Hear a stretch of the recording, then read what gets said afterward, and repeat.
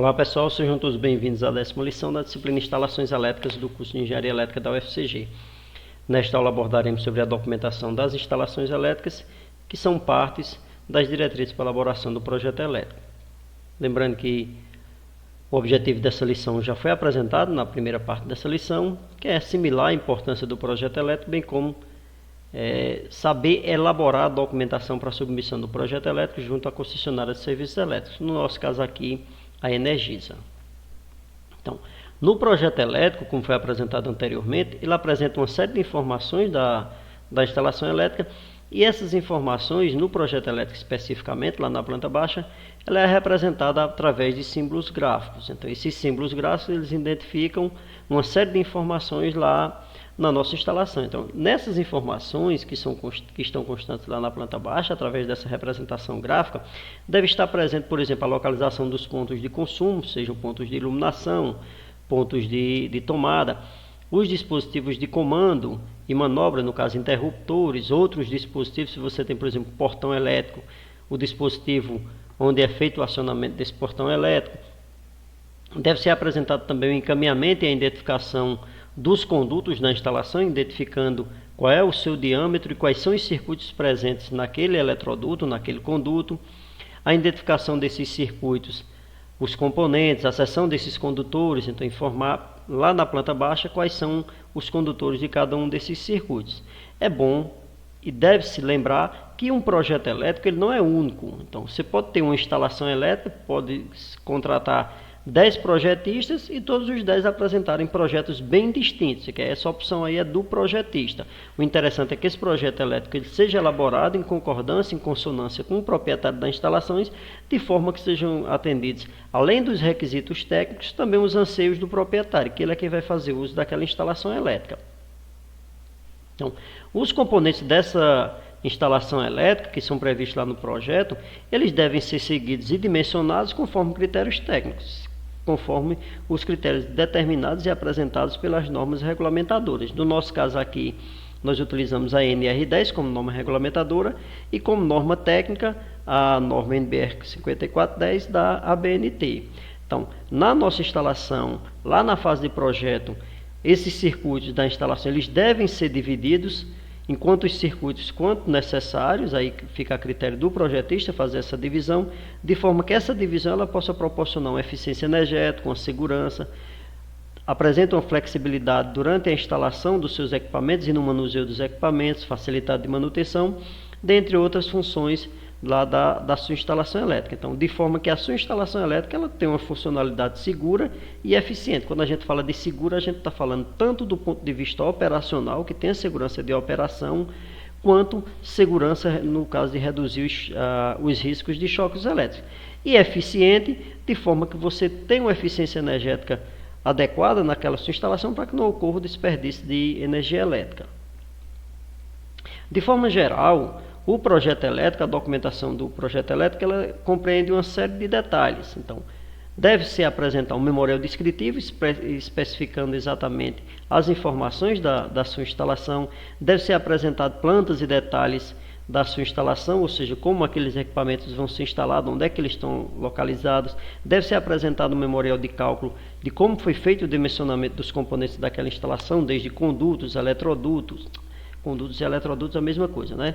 Condutos, condutores, quadro de distribuição, localização das caixas de passagem, se porventura existirem, potência dos circuitos de iluminação, de força, e também uma planilha orçamentária, de forma que o proprietário daquela instalação, ele tem uma noção dos custos que serão necessários para aquela instalação elétrica, que são necessários para efetivamente fazer a construção daquele empreendimento, os custos relativos às instalações elétricas.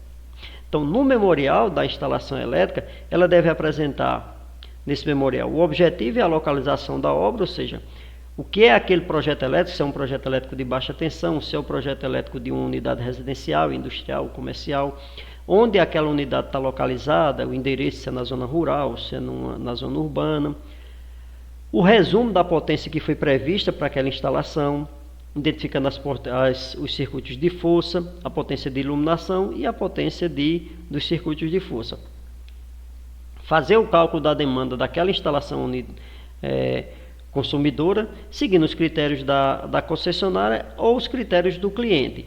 Nesse caso, se os critérios do cliente forem bem dissonantes dos critérios da concessionária, utiliza-se os critérios da concessionária. Mas é interessante que o projetista ele conheça, ele tenha uma noção desses fatores de demanda que devam ser utilizados naquela instalação. Se porventura você não conhece, se é um empreendimento relativamente novo, faz uma pesquisa, vê outros empreendimentos que tenham o mesmo tipo de carga, qual é o perfil de funcionamento, e assim você definir um fator de demanda adequado, de forma que você não tenha ou subdimensionamento da sua instalação ou um sobredimensionamento da sua instalação.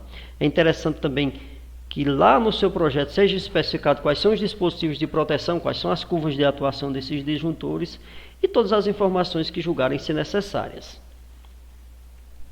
Deve ser apresentado lá no seu projeto elétrico, lá no seu memorial, qual foi a solução justificando da adoção do dimensionamento dos alimentadores, quais foram os critérios utilizados nos eletrodutos, se foram utilizados todos os critérios da norma, se foram utilizados algum critério de dimensionamento econômico. Deve ser feita a especificação desse material, enfim, de todos os componentes da sua instalação, desde o padrão de entrada até os equipamentos, até as cargas, até os interruptores, até os disjuntores, as tomadas e os condutores e condutos que são utilizados lá na instalação elétrica. Então, já lá na planta baixa, que é efetivamente onde nós temos os detalhes do projeto elétrico em si, nessa planta, e deve apresentar também os detalhes, então a planta baixa e os detalhes, então devem ser indicados nessa planta baixa a indicação e a localização dos pontos de consumo, sejam pontos de iluminação ou pontos de força, e o encaminhamento dos condutos.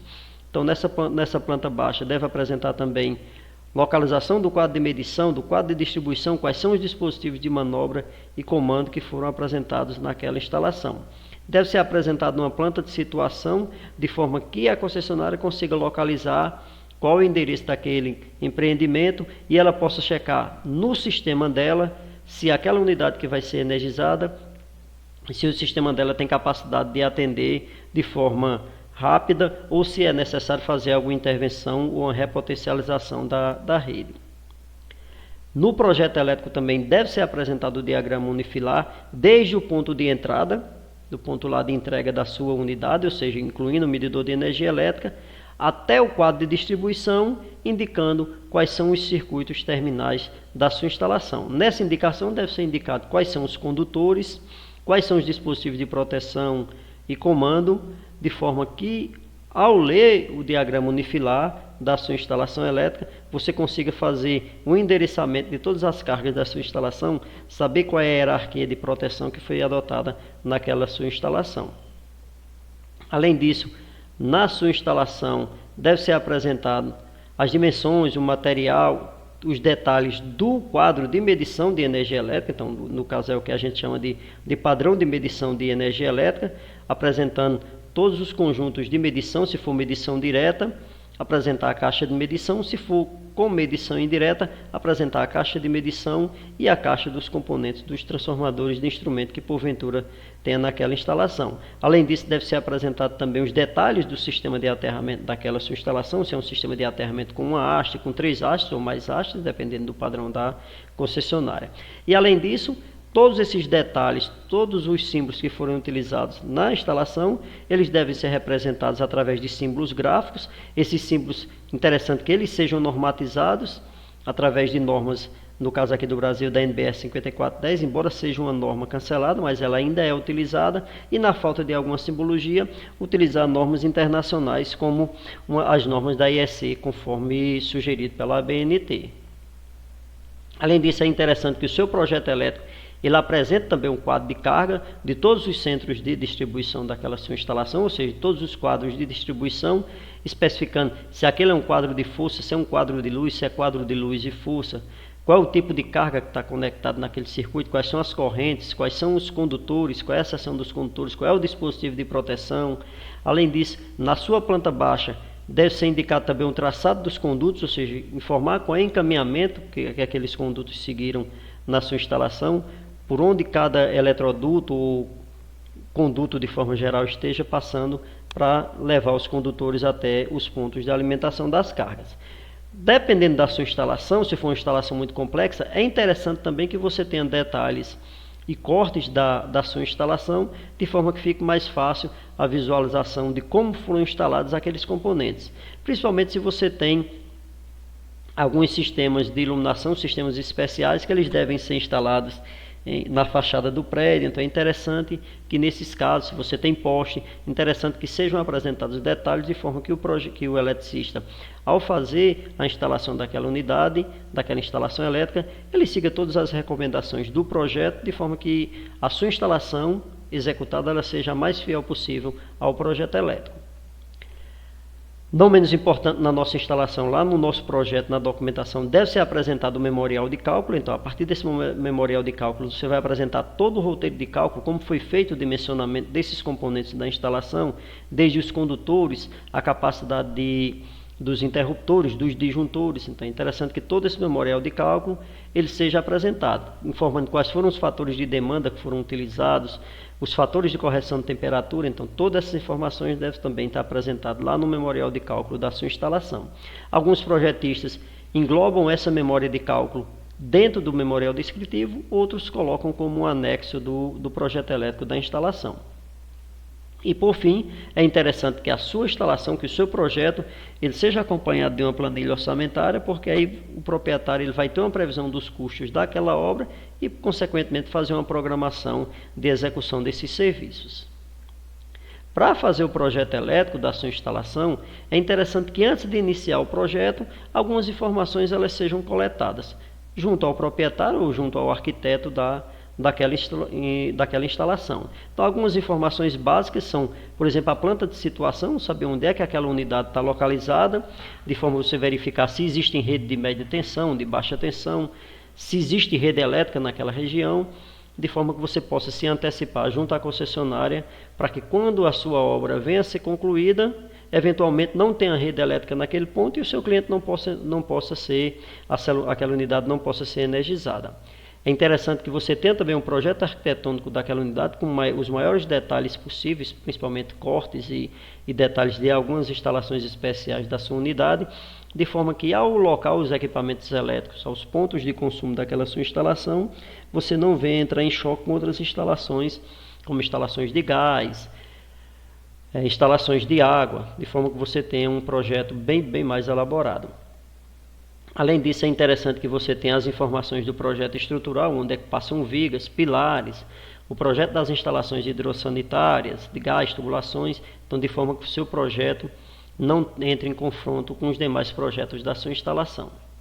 Adicionalmente, algumas instalações e alguns pontos que são previstos naquela sua obra, é interessante que eles também constem no seu projeto, como por exemplo, eventualmente você vai fazer um projeto elétrico, fez todo o dimensionamento dos sistemas de iluminação, por exemplo, mas o cliente deseja colocar luminárias decorativas, os sensores internos. Então, nesse caso, é interessante que sejam feitos os detalhes desses pontos.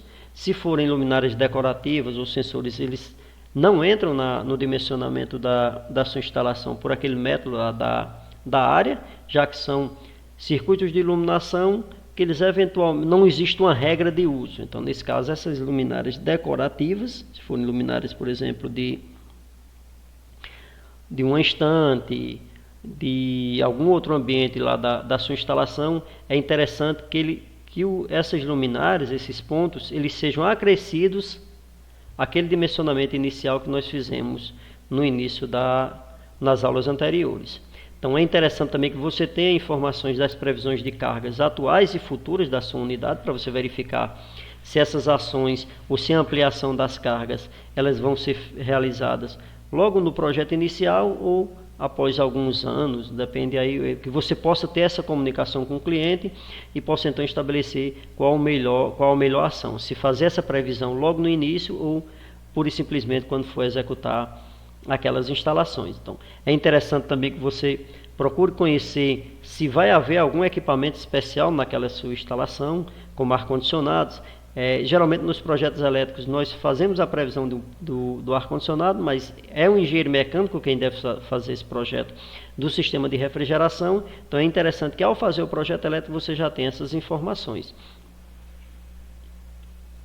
E por fim, nós temos então como deve ser apresentado o nosso projeto elétrico. Então nós temos aqui uma planta do que se refere ao nosso projeto elétrico, nós temos aqui a planta de situação, o detalhe do sistema de aterramento, o detalhe do padrão de medição, o quadro de cargas, a legenda ou simbologia que foi utilizada naquela instalação, o projeto elétrico da instalação em si, onde estão previstos os pontos de luz e força, e o diagrama unifilar.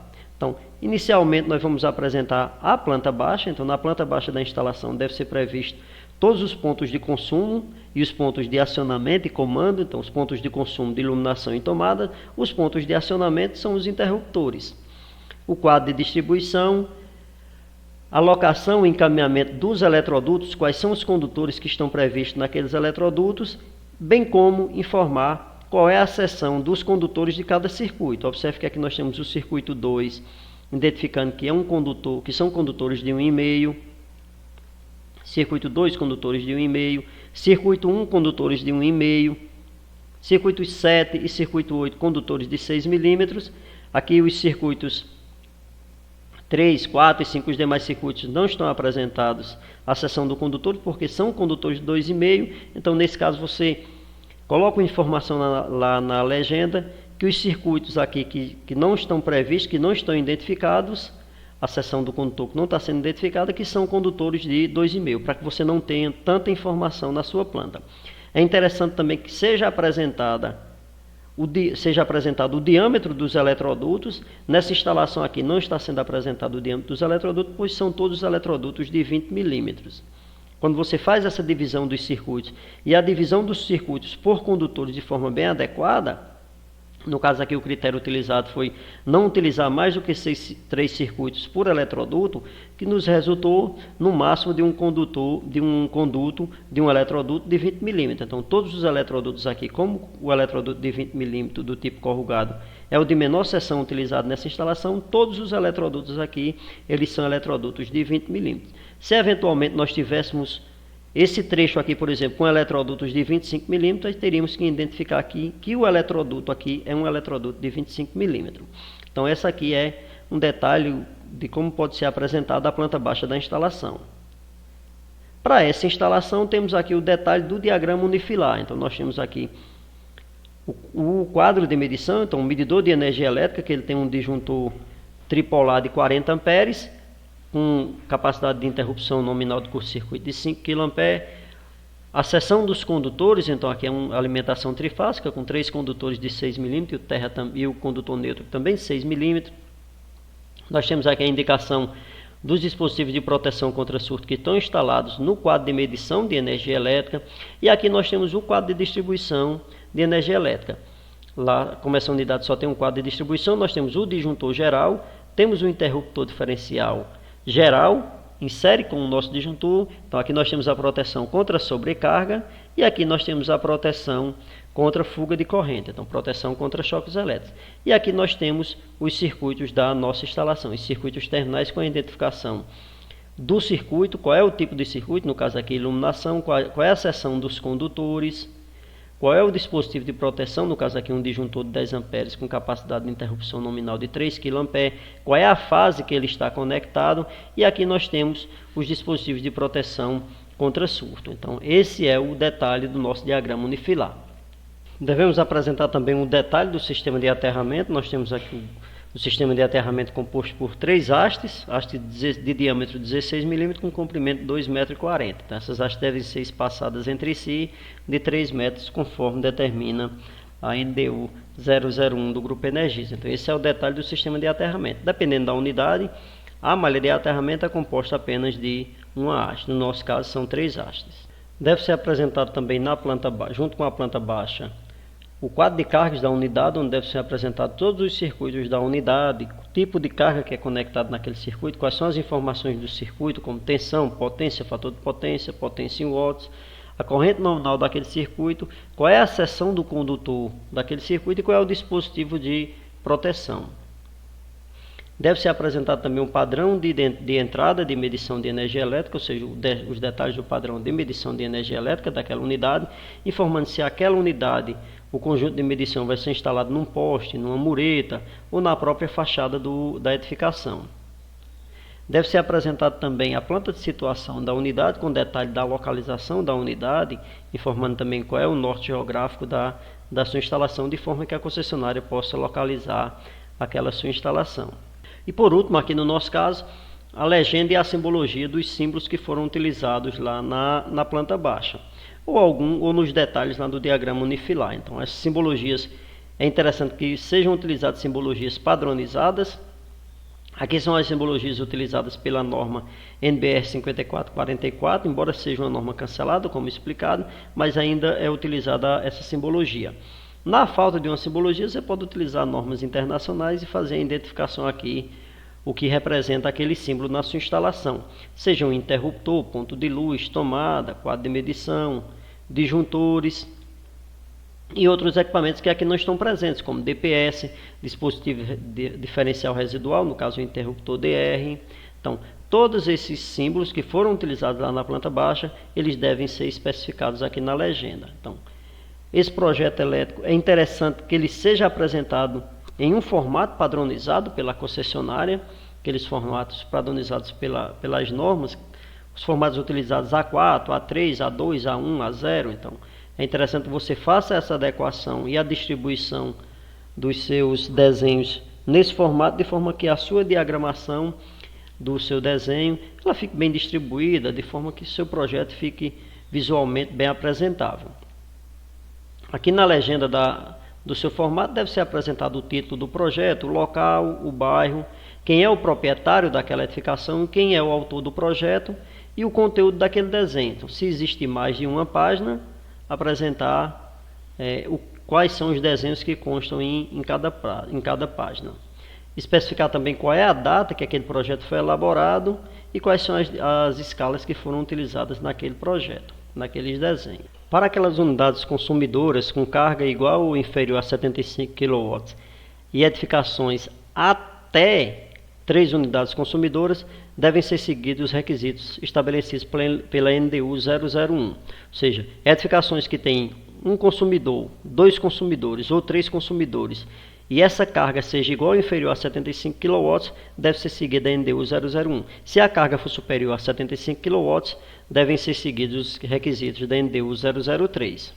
Então, nós temos aqui a apresentação dos requisitos mínimos para aprovação do projeto elétrico junto à concessionária Energisa. Então, se a unidade ela não está contemplada na tabela 16 e 18, essa tabela 16 e 18 ela faz referência àquelas unidades agrupadas, quando você tem uma edificação que ela tem 2 unidades consumidoras ou 3 unidades consumidoras. Então, essas que contemplam essas tabelas 16 e 18. No nosso caso aqui na tensão 220 380 volts é a tabela 18 que faz referência a esse grupo de atendimento. Então, nós temos aqui a tabela 16, então no caso para alimentação em 220/127, que não é o nosso caso. Então, nós temos aqui a tabela 18, foi apresentada a tabela 16 e agora estamos apresentando a tabela 18, então que é o nosso caso aqui, tensão de alimentação 380/220 volts.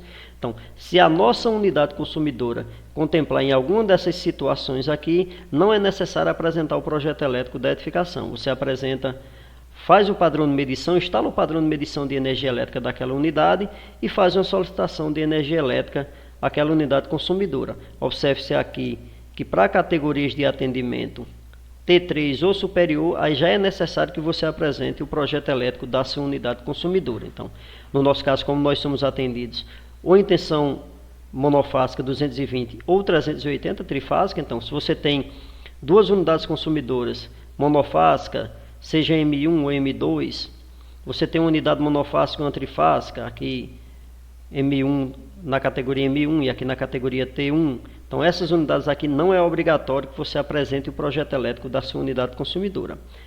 Se você tem 3 medidores na sua unidade consumidora, você não pode ter unidades na categoria T2. Então, se você tem T1 ou unidades do grupo, unidades atendidas com ligação monofásica, não é necessário apresentar o projeto elétrico. Se essas unidades não forem contempladas nessas tabelas 16 e 18, é necessário que se apresente o projeto elétrico da unidade. Aqui no item B faz referência a Energisa Sergipe, que não é o nosso caso.